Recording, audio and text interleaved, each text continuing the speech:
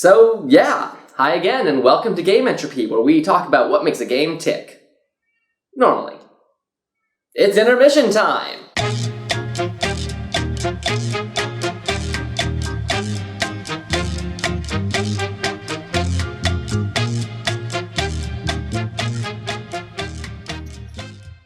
Phantasy Star Online 2. God, that just sounds good to say. So, while other people were playing betas for these little-known games like Diablo 3, Guild Wars, and Terra, my wife and I were putting time into the Japanese closed beta for Phantasy Star Online 2. I'd like to preface this briefly by stating I'm a big fan of Phantasy Star, both online and otherwise. I soaked in the game when it was released on the Dreamcast, put my time in on the GameCube, and played its successor, Phantasy Star Universe, nearly from launch all the way until the PC/PS2 servers were shut down in the US.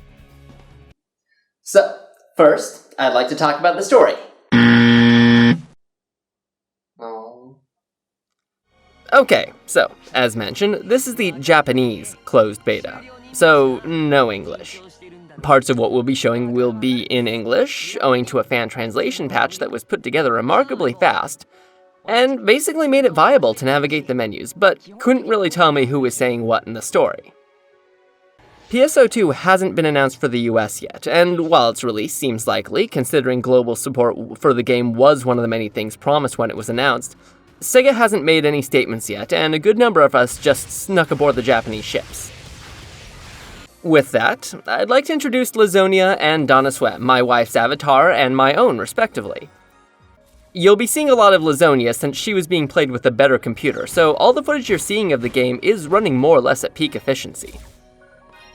This game is gorgeous when pushed to the max. Lazonia and Donna both are based on avatars we used back when we played Phantasy Star Universe, and they've never looked better. Unlike many MMOs out there, Phantasy Star has always been towards more real-time action. The original game was built around a slow pace and had an ominous air around it, utilizing a system of timed attacks with a variety of weapons and spells to deal with mobs of sturdy enemies who would close in and surround you. Phantasy Star Universe attempted to streamline the experience, increasing both the tempo of the action and the stages themselves, and it did so badly. PSU introduced photon arts, special attacks that consumed energy and provided flashier, more powerful strikes. The concept of timed attacks was initially absent, however, and the system provided absolutely no impetus for the player to do anything less than spam photon arts and consume items to replenish their energy. Phantasy Star Portable 2 on the PlayStation Portable completely revamped this system, replacing the traditional finite energy meter, which expanded when leveling up, with one that had a limited amount of preset energy which would regenerate naturally on its own. I explain all this because Phantasy Star Online 2 is the end result of this design platform, and it plays wonderfully. The flashy photon arts and regenerating energy of the later entries are mixed in with the timed attacks and numbered mobs of the former, creating a medley of chaos that is challenging and fluid. While the final game is promised to have more tools to get the job done, I'd like to talk a little bit about what we have to work with. With apologies though, Donna and Lazonia were both Hunter-class characters and thus mainly did melee, so we don't have anything substantial to provide for the gunners and tech users. 4 weapon types have been shown from the beta. Swords, which operate more or less as standard in the series. Though a little slow compared to other weapons, they hit like a brick and are cartoonishly large. These are generally my weapons of choice. Gunblades, which will inspire more than a few Final Fantasy fans to name their character Squall. These actually debuted in the DS title Phantasy Star Zero a few years ago, but basically serve as a replacement for the one-handed saber and the handgun, and can be switched back and forth between melee and range functions on the fly. Spears are somewhat similar to swords in terms of damage, striking faster, but tending to focus on single targets. While their general range is more restricted, some photon arts allow the spear user to attack the surrounding area.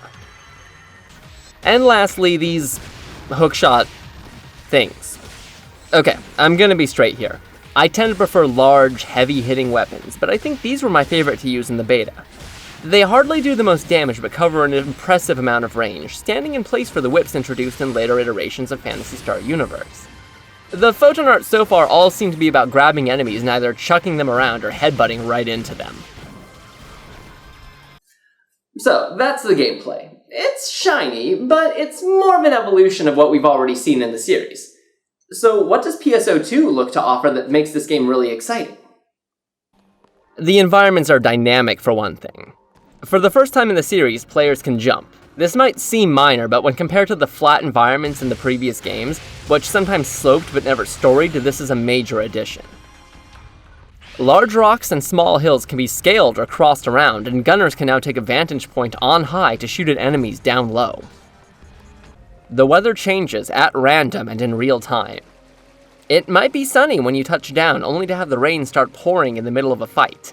Rivers may start running fast in the rain, making them difficult to move through, and lightning will sometimes crash down, potentially striking the player.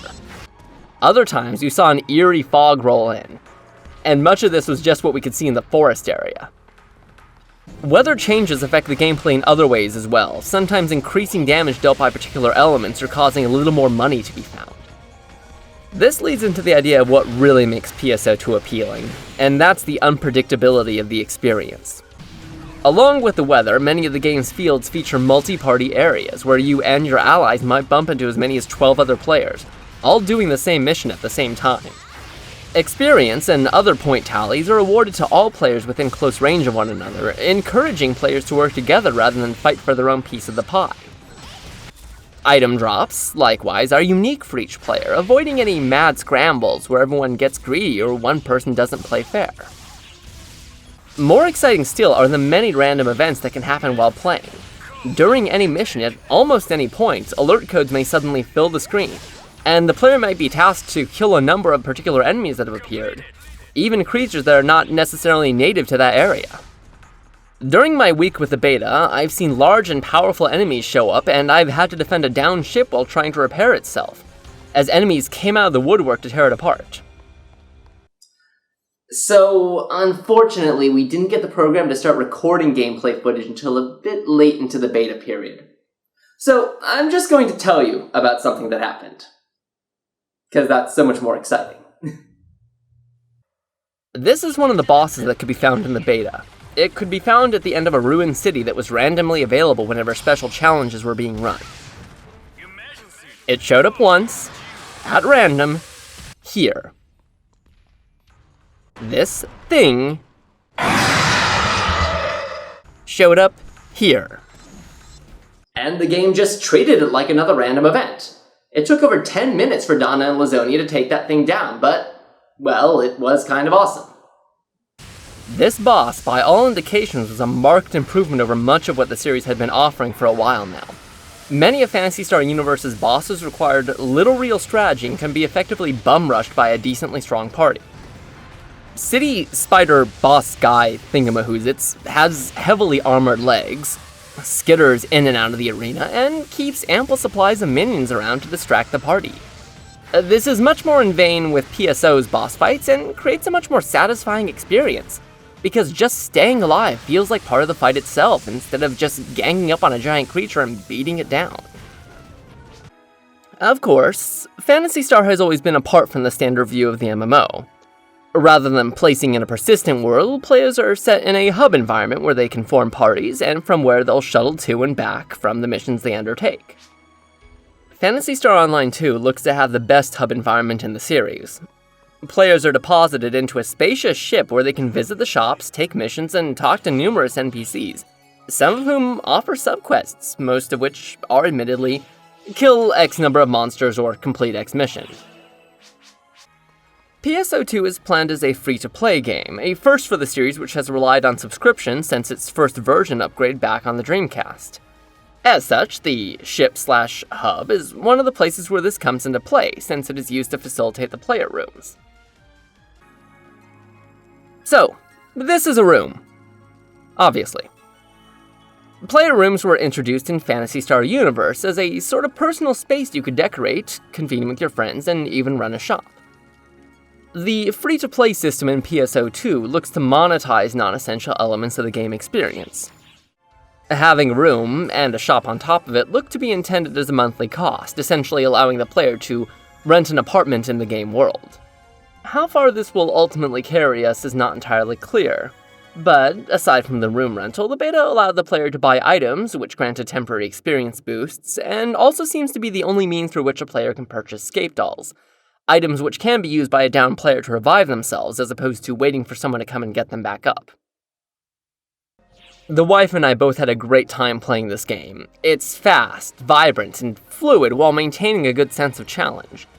Early leveling is slowed compared to previous titles, but the gameplay is balanced so the challenge feels right, and the variety in what each stage has to offer help make the experience more enriching.